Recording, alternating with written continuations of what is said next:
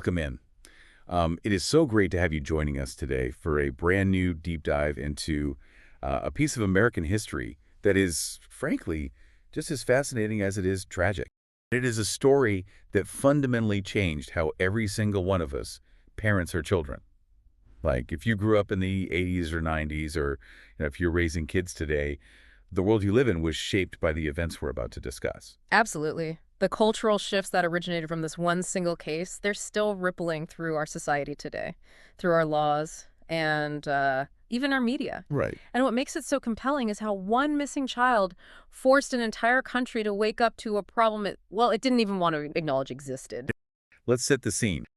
It is a pre-dawn Sunday morning, September 5th, 1982. In West Des Moines, Iowa. Right, West Des Moines. It's that quiet, still time before the neighborhood wakes up. 12-year-old Johnny Gosch sets out on his morning paper route. He's accompanied by his dachshund, Gretchen. Just a classic image of suburban life. Yeah, and he's pulling his red wagon, which is fully loaded with bundles of the Des Moines Sunday Register. A completely ordinary Midwestern morning. And it's important to put yourself in the mindset of 1982 here. Which was so different from today. So different. This was a time when kids left the house at dawn, they rode their bikes for miles, and they didn't come back until the streetlights came on. The idea of a child being snatched from a quiet suburban sidewalk it wasn't part of the collective consciousness yet. But soon after he leaves his house, Johnny just vanishes. He leaves behind that red wagon, still full of those newspapers, just abandoned on a sidewalk 2 blocks from his home. And Gretchen the dog returns home alone. Right. Now, according to the sources, there were witnesses. Some reported seeing a blue 2-door Ford Fairmont with Nebraska plates and a man following Johnny into the shadows. People heard a car door slam and tires screech. Just chilling details. And when Johnny's customers started calling his parents, John and Noreen Gosch, to complain about missing their Sunday paper, the nightmare officially began. And this is where we really have to establish the context of the era, because to a modern listener, what happens next is almost incomprehensible. It is infuriating to read. It is. We live in a world of immediate action today. If a child goes missing now, Amber Alerts hit our cell phones within hours. National hotlines are activated, rapid deployment teams are sent out, digital footprints are traced. Right, the whole system just fires up. Exactly. But in 1982, we were entirely off the grid. This was the pre-system era. The initial police response wasn't just slow, it was actively hostile. Reading the accounts of that first day from our sources is staggering. The local police chief, Orville Cooney, actively antagonized Johnny's mother, Noreen. He actually told the press he was sick of her. I mean, at one point, Chief Cooney literally got on a bullhorn and told hundreds of search volunteers to just go home because Johnny was likely just a damned runaway. Which is just wild to think about. If you look at the 1985 Senate hearing documents submitted by John and Noreen Gosch, you really feel the desperate emotional toll this took on them. Law enforcement flat out refused to act during those crucial early hours. Because they were rigidly enforcing a standard 72-hour waiting period before they would officially consider a child missing. Can you imagine? You know your 12-year-old was abducted, your neighbors saw a strange car, his wagon is sitting on the sidewalk, and the police tell you to wait 3 days to see if he comes home. Because they were entirely abandoned by the system, the Gosches had to resort to selling candy bars and bumper stickers. Wow. Just to fund their own private investigation. They were forced to become their own detectives, their own advocates, and their own media managers in the midst of unimaginable trauma. And that sheer desperation leads directly into our next section. Because the Gosches refused to just sit quietly and wait. Their relentless activism forced the issue of missing kids into the national spotlight. They made sure the public couldn't look away. Exactly. In fact, Johnny Gosch, along with another missing local Des Moines paperboy named Eugene Martin, became the first missing children whose faces were printed on milk cartons. And that campaign fundamentally altered the American breakfast table. Think about the psychological impact of that for a second. It was a brilliant but intensely heavy tactic. Bringing the terror of the outside world into the kitchen. Right, into the safest room in the house. Suddenly, the faces of missing children were staring back at you while you ate your cereal before school. It became a massive cultural phenomenon. I remember that so vividly. It really did change how an entire generation viewed the world outside their front door. But beyond the milk cartons, their activism led to concrete legislative milestones. You were looking at the specific state legal documents from the Iowa Code, right? I was, yeah. How exactly did they change the law? Well, if we look at Iowa Code Chapter 694, we see the direct result of their fight. Noreen Gosch actually co-wrote what became known as the Johnny Gosch Bill. Okay. Passed in 1984, this law legally abolished that horrific 72-hour waiting period for investigating missing unemancipated minors in the state of Iowa. Let me stop you there for a second. What exactly does the law mean by unemancipated minors in this context? Essentially, it's legal terminology for a child who is still under the care and control of their parents or guardians. They haven't been legally declared independent.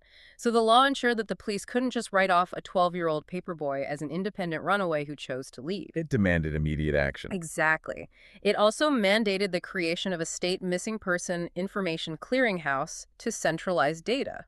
And it didn't stop at the state level either. 8 other states immediately followed suit. This momentum carried all the way to Capitol Hill. Our source materials include these incredible, highly emotional transcript pages from a 1985 U.S. Senate hearing. Those transcripts are powerful. We hear the testimony of John Walsh, the father of Adam Walsh, another young boy whose tragic abduction and murder stunned the nation. John Walsh was testifying alongside the Gosch's submitted statements, pleading with lawmakers to mandate the entry of missing children into the FBI's National Crime Information Computer, the NCIC. For context, the NCIC is a centralized database that allows police departments across the country to share information instantly. But at the time, missing kids weren't automatically put into it. Which brings up one of the most shocking moments in these Senate transcripts. You mentioned earlier there was intense friction between federal mandates and local law enforcement culture. Yes, well, what was the actual argument against putting these kids into a shared database? There's a stunning specific detail in Walsh's testimony that answers that. He reads a letter submitted by Los Angeles Police Chief Daryl Gates. Oh boy. Yeah, Gates was actively opposing a state bill that would require mandatory entry of missing kids into the NCIC. He actually complained in writing that entering 16,000 missing juveniles a year would take too much effort. Are you kidding me? He said they'd just have to remove most of them when the kids returned home anyway. Wait, why on earth would a police chief actively fight against a database that helps find missing kids? Was it purely just an administrative complaint about paperwork? It was entirely about administrative burden, combined with a lingering cultural belief that most of these kids were runaways causing trouble, not victims in danger. But Walsh points out the bitter irony of Gates's complaint by revealing a statistic from that very same NCIC database. What was it? The state of California entered 16,400 stolen cars into the system in a single month. Wow. So Walsh stood before the Senate and pleaded with lawmakers to give missing children, and I quote, the same dignity as a stolen car. Give missing children the same dignity as a stolen car. That line just hits you right in the chest. It perfectly encapsulates the uphill battle these parents were fighting against an apathetic system. Yeah. But here's where it gets really interesting. Okay. Because while the laws were finally changing, the mystery of what actually happened to Johnny Gosch was not getting solved. Exactly. There was an absolute absence of physical evidence, there were no strong suspects, and as we know, nature abhors a vacuum. Into this void rushed the 1980s stranger danger moral panic. Oh, to Portola. Across the country, communities began to fear that vast, organized, and even satanic cults were snatching children off the streets. And it's wild how differently people view this era and this specific case. We actually have 2 different journalistic sources that look at what happened next, and they could not be further apart. They really couldn't. On one hand, you have the American conservative pointing to massive elite cover-ups. And on the exact opposite side, you have Little Village reporting that those cover-ups were a complete hoax. Now, we want to be clear to you listening, we are strictly neutral here. We're just presenting what these conflicting sources outline to show how complex this became. Right, it perfectly illustrates how deeply fractured the search for truth became. According to the piece from the American Conservative, explosive allegations emerged in Omaha, Nebraska, surrounding a man named Lawrence E. King. And who was he? King was a political rising star and the manager of the Franklin Credit Union. The article details claims that King was running a massive child sex trafficking ring, flying youth from the foster care system around the country to service VIP elites in politics and business. Okay, but how does Johnny Gosch get tied into a credit union scandal in Nebraska? That happens in 1991 when an inmate named Paul Bonacci comes forward. Bonacci claimed that as a teenager, he was forced by this very trafficking ring to participate in Johnny Gosch's abduction. He claimed he was actually there. Yes, he claimed he had first-hand knowledge of Johnny being sold into this dark underworld. The American conservative piece takes these claims very seriously, drawing explicit parallels between the Franklin scandal and modern trafficking cases like that of Jeffrey Epstein. The source even points to a private investigator, Carrie Caradori, who was looking into the Franklin ring, right? Yes, Caradori died in a highly suspicious mid-air plane crash in 1990. The American conservative uses that crash to allege a massive FBI cover-up, suggesting that anyone who got too close to the truth of this elite ring was silenced. But then you look at our source from Little Village, and the narrative completely flips. This article makes it clear that local authorities, state and federal grand juries, and investigative journalists from the Omaha World-Herald exhaustively investigated these explosive trafficking claims. They spent years looking into it. Right.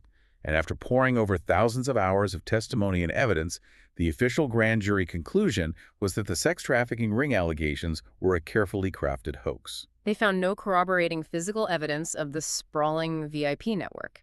In fact, the primary source of the sex ring stories was found guilty of perjury in 1991. It's fascinating because these two sources show how the lack of definitive answers in Johnny's case allowed his tragedy to be co-opted.